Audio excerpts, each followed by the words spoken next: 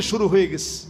নবীজি বলছেন আখিরি জামানায় এমন অবস্থা হবে, বেহায়াপনা, বেলাল্লাপনা, অশ্লীলতা চারদিক ছেয়ে যাবে।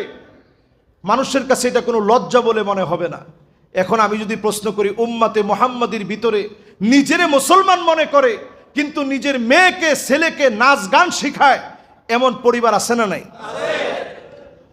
এটারে লজ্জা না ক্রেডিট মনে করে। পারলে ইমাম সাহেবের কাছে, খতিব সাহেবের কাছে টোকেন ধরায় দিয়ে যে মাশাআল্লাহ এবারে নাচ ভালো হয়েছে, হুজুর একটু দোয়া করে দিয়ে।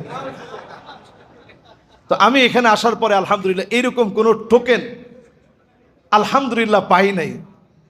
পাইলে ওইটা দিয়ে একটু আমি ওয়াজ নসিহত করতাম, এরকম সুযোগ আমার হয় নাই। কিন্তু আপনারা বলেন তো, রাসূলুল্লাহর এই হাদিসের সঙ্গে এখনকার উম্মতের মিল আছে না নাই?